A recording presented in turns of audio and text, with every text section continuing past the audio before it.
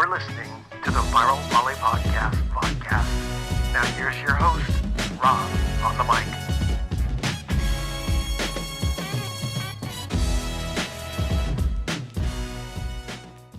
Hey, good day, everyone, and welcome to College Volleyball Weekly on the Viral Volley Podcast Top 20 edition. Got Jay Hossick and George Mason, Dan Friend of Lewis. Missing is Dave Hunt of Pepperdine, who is maybe on an American flight from Dallas or Austin. Hey, we gotta point this out. Happy birthday, Dave. Hope you're having a good one. Oh, yeah. Happy birthday. He was visiting the governor of Texas to celebrate his birthday. We're not talking about Greg Abbott. We're talking about Jordan Larson, the governor. The real governor. No. Okay, Texas is gonna ban me now. On their He's the real boss of the operation. We all know. All right, we did have yet another exciting week, but before we talk about the results, we're tracking the cancellations because that has been kind of a thing that's been happening for the last 2 years. But we did have only 2 COVID cancellations, and unfortunately, as one of the participants in the First Point Organization Collegiate Challenge, one of the teams, Kentucky State, I believe had some COVID protocols, 2 matches, which is great. But unfortunately, we had some other cancellations due to other reasons. Obviously, weather for a couple matches. I don't know, the East Coast, it's pretty chilly here in Southern California. It's 59 right now. So I'm hurting. But yeah, I know, Jay and Dan. I seen your guys post outside on the street. But in all seriousness, there was a bomb threat at Fort Valley State earlier in the week and some other HBCU schools. And it was the start of Black History Month. Coincidence? I think not. But, sucks that kind of thing is happening. But they had to cancel one of their matches that day. And then actually UCLA, thank goodness, they had a bomb threat on campus, but it did not inhibit any of their practices or anything. So, those were the other reasons, but we're back into action. We're playing, and thank goodness nothing serious has happened. So with that, one of the carryover topics was some of the newsmakers during the week from UCLA. Ido David, a freshman opposite from Israel, has been on fire. He's not a freshman. He's like 22. Do you know what I mean? So I may be labeled as a freshman, but a 22 international man. Playing, he's good. We played against him, you know what I mean? And the guy's a man beast. He's a man beast, you know what I mean? But he came in 2 great matches at my home court, UC Irvine. 19 kills, 500 the first night, 20 kills, 353 the second night. I know there's some other contributors to UCLA's success, but he definitely is one of the guys that stuck out this week. And I want to get your guys' take on him. And obviously, Dan says he's a man beast. But if he wants to add a little more, now would be the time, and then we can jump over to Jay. Well, I think certainly, we played in the week before, and they went in and played Irvine home and away and got 2 great wins. And Ido has some impressive numbers, and Jay's going to touch base on their middles, which are a big contribution. And Miles got into a groove as well at the same time. And, we saw UCLA be in pretty good form, and Rob, you got to see it firsthand. So it's a lot of big swings between Irvine and UCLA taking cracks at the ball for sure. You know what I mean? And some athletic guys. And I imagine that was a fun match to watch when it was clean. My guesses are sometimes when it got somewhat ugly at the same time. But not surprised by Ido and the other Israeli guy in the middle. But they should be at some level when you're 22 walking in and have some experience. And so we're kind of seeing that over the past 5 years or so. This international mark of players. We talk about Nikolai from Long Beach, and he's 18, but we see these guys coming in with this experience and this level of play, and it's going to raise the NCAA at the same time. And certainly makes it hard if you don't have an international guy sometimes, because you don't have that same experience in on your floor. But we've seen it a little bit in Conference Carolinas, but maybe not at the same level. And now you're seeing it with some of these big time programs as well. Yep. Jay, what you got? Well, first of all, I'm glad everybody's safe at the HBCs. I think that's absolutely terrible what's going on with all that stuff. Kudos to Morehouse starting their program up. They got their first match underway. That's a pretty well-known, recognized HBC, so super stoked for them. The team Kentucky State had to pull out of the Texas Challenge, and Fairleigh Dickinson stepped in, which I think is pretty cool last minute. Unfortunately, they had 2 matches scheduled with NJIT at the same weekend, But NJIT and Long Island decided to play each other, and they did it in Fairleigh Dickinson's gym, which is pretty cool. But you're talking about the two middles at UCLA. Everybody's talking about David Ito because recently he's obviously stepped up a little bit. The guy you should be talking about is Guy Genis, who's only a 6'5" middle, also from Israel. Guy Genis is hitting 562 on the season and is reminiscent of an old UCLA middle blocker by the name of Danny Farmer. When you are a smaller middle blocker, you've got to be able to do everything really, really well. And it can't just be a one-trick pony type situation. You got to block well, you got to hit well, you got to play defense, you got to do all these little things that make you stand out. And he's doing the right thing. So, Dan touched upon it. Obviously, the Conference Carolinas have been pretty foreign heavy. And obviously, Hawaii has been foreign heavy over the years, and BYU's had a bunch. I'll be real honest, and we have a guy coming next year, and I know a lot of other schools that got foreign guys. I'll be real honest with you. I'm a little concerned, not because foreign players are taking up all these rosters against teams we're playing, but I'm concerned that we're losing sight on a couple of things. One is the opportunities for American kids to get better at the college level. And I don't mean that we should limit and then nobody should have foreign kids on their teams. I'm just saying I'm really concerned that that's a trend that is going to continue because everybody wants to win, obviously, and foreign kids have seen the game at a high level for a long period of time. The other thing I'm concerned about is I'm not sure some of these compliance officers are really doing their homework. And I would hate to see some stuff that happened back in the day, 2002, 2003, where men's volleyball had a black mark or two on it. And I just hope that everybody's compliance officers are doing their due diligence and doing their homework and making sure that we're not bringing people in that are not clean. And I'm hearing some stuff here and there, but let's just keep everything above water and be smart. That's all I'm saying. Yep. Anything else to add, Dan? No, I think me and Jay are on the same page in the sense of like, if you get one international guy or two, I think it's great for your culture, great for your team.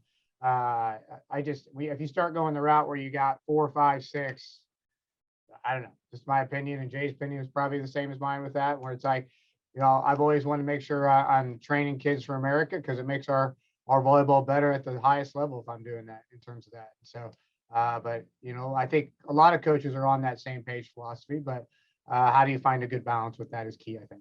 So, yep.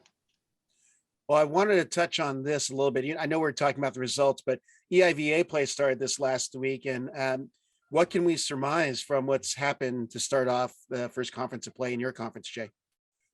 I think everybody knows that Penn State's really good. That was not a secret going into this year. And I think Princeton and us found out firsthand that, Penn State's solid. They make a few mistakes here and there, but they're so consistent with the pressure they put on you from the service line.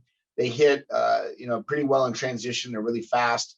And if you got a couple of big bangers that can get you out of trouble, they're going to be able to do it. I think Princeton had a little bit of a meltdown on Friday night, and it kind of carried over into Saturday when they went to St. Francis, and we lost to St. Francis as well on Friday night. We're young, so I'm not really losing any sleep over it. We're a young team that's trying to figure things out and learn how to win. And you don't just get to put on the jersey and get a W. That's just the way that it works. So, I think it'll be interesting to see down the line NJIT where they kind of, put themselves in position to maybe host a first round playoff or maybe get a bye in the first round. We'll see. But I think right now Penn State's the leader of the pack. And I think after them, there's probably 3 or 4 teams that could battle each other out, and probably a couple teams in the bottom in previous years that might have a shot this year. So it's interesting. The conference has gotten better, and we're excited to get after it. It's finally EIVA time. Yep. Well, I mean, Dan, I'm going to hit you up on what your thoughts are on before you start MIVA play. But, you had a big win over MPSF's UCLA last week, solid win this week against Grand Canyon. What are you thinking for your conference play? Because you got teams like Ball State who are beginning to get hot. We're still waiting to see how Loyola responds with the absence of Cole Schlotthauer, their leading outside hitter. But we're still, we said in the other piece, McHenry's been kind of flying below the radar at this point, but we know they're good. What could it be in the MIVA? Well, certainly see, I think Ball State said, hey, we're here. And so it should be an exciting match this weekend for us when we play them Thursday. As and we've been trying to figure out our lineup, you know what I mean? But I think Ball State kind of brings in the most consistent lineup of returning players and experience outside of McKendree. McKendree brings, but they've got a couple new middles. And Lindenwood does too a little bit. Lindenwood's got some couple year guys that have been on the pins for them that are coming into the MIVA play at the same time. Ohio State might have an injury or two. You didn't have Saponis. Did Martin get hurt? I heard something. I'm not 100% sure. So maybe he'll be back out there when they play conference play. We're going to see them this weekend as well. But I got to give a little love to Kevin Colling. Kevin Colling had a triple-double for us Saturday. So you naysayers on the 6-2, I'm just saying, looking out okay for us right now. So, but okay, Karch. Yeah. But Kevin Colling, a little triple-double action, which was really cool. You know what I mean? And so, compliment to him and helping us push through on that win. And so, but yeah, I think conference play is going to get exciting. You know, we got Ball State, Ohio State. McKendree's got Ball State and Ohio State. So certainly some high-level matches to start off with. I think it's Lindenwood at Purdue Fort Wayne against Quincy, or Quincy and Lindenwood against Purdue Fort Wayne and Loyola. So that'll be great too as we get into MIVA play. So, but back to the EVA, I think Jay's team's going to have a lot of growth. He talks about him being young and starting out conference play. We know Penn State's the benchmark. It'll be curious to see. And I thought St. Francis was kind of under the radar, and they're playing some good volleyball right now in terms of that. But how does Harvard and Princeton respond? Do you know what I mean? And so we talked about like Princeton's not playing as well as we think they have talent-wise. Well, how do they respond over the next month or so in terms of that? And then where does Harvard come in and Sacred Heart at the same time, and Charleston as they get on board? And so I'd be curious to see. We know, I think Penn State's over here, and then I think you have this group of teams where it's like, who's going to kind of separate themselves as they kind of get into it, and where do those pieces fall a little bit? So. Yep. Well, I'm going to touch on Conference Carolinas. You know, the team we've been talking about a lot as in Mount Olive, Ali'i Keohohu, but it's Belmont Abbey that has the best record in the conference so far. But they have, I believe they start conference play this upcoming week, if not the next one. So that'll be an interesting conference to watch because Mount Olive's been doing some great things, but Belmont Abbey, you know, the victories do the talking. Everything else does the walking. So we'll see what happens there. Big West right now, the hottest team has got to be either Long Beach State or UC Santa Barbara. Hawaii is good, but you know, they're going to recover from some injuries and they're going to get their guys back. They're going to be strong, but that's going to be a crazy race for the top spot.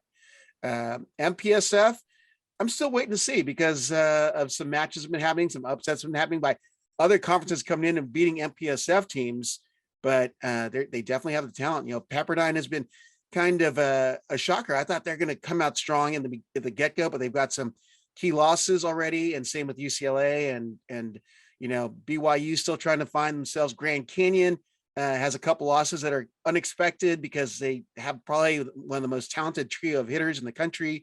Gosh, who am I leaving out? Then you have the dark horses of Concordia, you know, with their win over San Diego. So Stanford, who knows?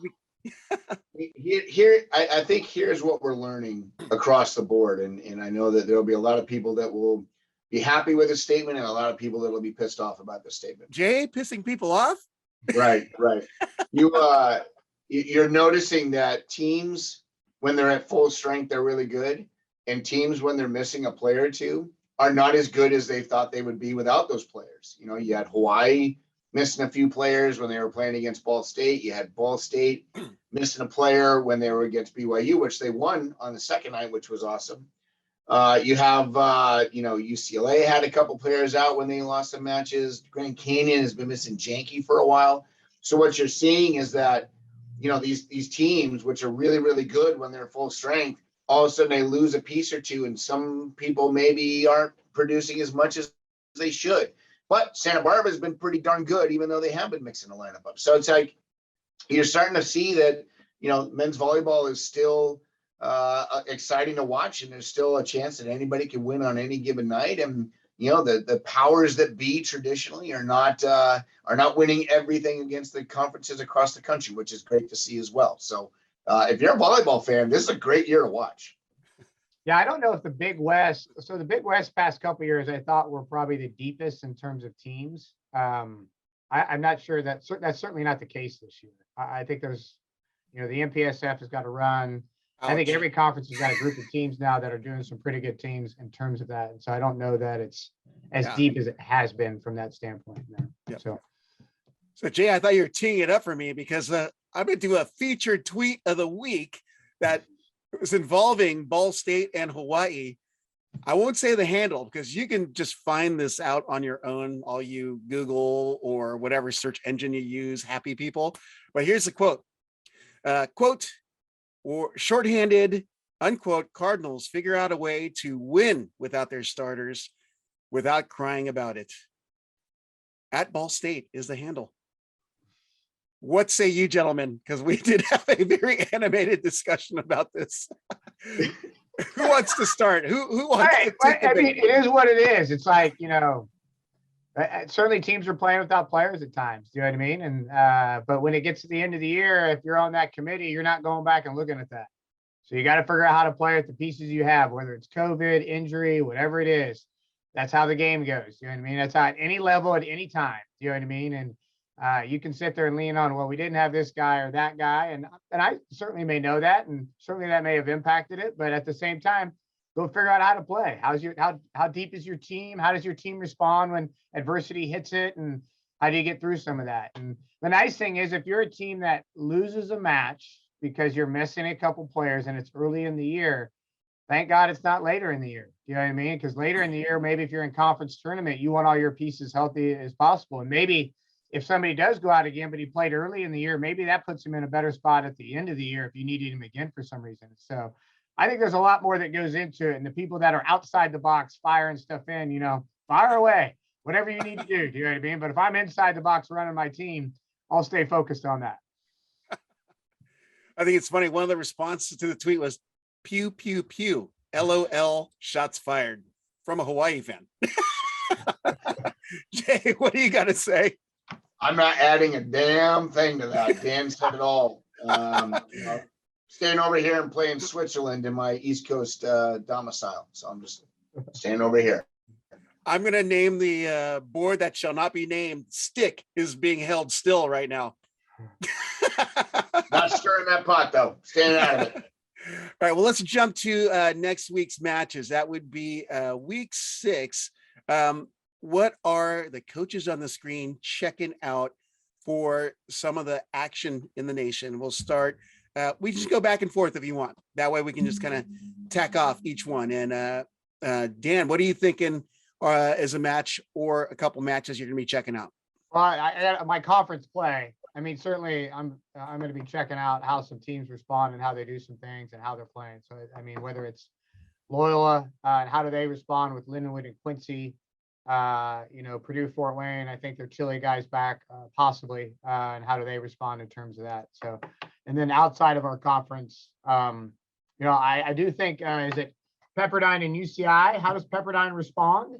You know what I mean? In terms of that, where does that come from? And then I think you've got SC. Who was SC playing? SC's playing Northridge. Northridge. Yeah. And so that's what I was talking about. I haven't seen Northridge. So this will be another, like, hey, how does Northridge respond in terms of, and how does USC come out after a loss from Long Beach? So those are some matches on my head. How about you, Jay? I'm definitely going to be watching Ball State Lewis. That's going to be a battle of two. I think the two top teams in the MEVA right now are Ball State and Lewis. Lewis obviously coming off a great few weeks of matches, and Ball State coming off a great few weeks. And, that's volleyball is good when Ball State's good, and not because, of any particular reason other than it's a name that's been around for a long time. And unfortunately, it's not been in the limelight in recent years. So I'm really excited to see that match. I'm going to be obviously watching UCLA Long Beach. That's going to be a battle of a handful of foreign kids on both teams, and let's see what they can do against each other. I'm going to watch Santa Barbara USC. USC obviously had the loss last week to Long Beach, but it wasn't like they got blown out of the water. It was a really hard fought match. But Santa Barbara right now is the hot team, and I want to see what they can do against them. Last but not least, I'm going to be watching Princeton NJIT. That is a battle of New Jersey that has been fun to watch in recent years because both teams have gotten really good. Princeton having kind of an off weekend. Dan touched upon it earlier where, maybe they're not winning as much as they should with the talent they have. And NGIT's got a couple of foreign kids on that team, and they're just lighting it up. So it'll be interesting to see what happens with that one, and I'll be keeping my eyes on that. Yep. Matches I'll be watching, obviously, UCI and Pepperdine, the home and home series. Obviously for the play, but it's been over 2 years since I've seen David Hunt. Kind of hoping he'll bring Spud with him down to the match at Irvine. But definitely Ball State Lewis, not because Dan's on the screen, but because these are two quality teams right now, and they're both really good and really fun to watch. They add drama to the volleyball season, that's for sure. This one I've been tracking them both. It's been fun to track. So definitely those ones. But one set of series that's interesting is Long Island at Hawaii, not for two, but three. So Coach Sean Patchell, first year coach, obviously an Irvine High School former teammate, as well as Concordia coach and BYU All-American out there in Hawaii for three. So hey, any way you can extend your trip for an extra day or two in Hawaii, why wouldn't you do it? Yeah, Rainbow Drive-In, we're looking for sponsors. So those shave ice, that's what I'm talking about. Yeah. What's the donut place called? I forgot. Oh, Leonard's? No. Leonard's, yeah. Yeah, Leonard's Malasanas. Oh. Always take the guys to Leonard's, always take the guys to Rainbow. Both of those. They have to go. And Kua'aina burger. I think I said it wrong. Kua. Anyways, best burgers I've ever had. So I'm sure they're going to want to sponsor a bunch of fat old guys on a podcast. Perfect. All right. Hey guys, be sure to follow NCAA Men's Division 1-2 volleyball. Week 6 of action. It's shaping up to be yet another fun year because, we know the talent spread across the nation. But Jay Hosick of George Mason, Dan Friend of Lewis, thanks for coming on College Volleyball Weekly yet again. We'll be back at it again next week, and hopefully for some of us, we'll have some better news for our own programs. Thanks, gentlemen. All right, thanks. Hey y'all, thanks for listening to today's episode of the Viral Volley Podcast. Be sure to follow Rob at Rob on the Mic on Instagram, Twitter, and Facebook, or at robonthemic.com. Check you next time.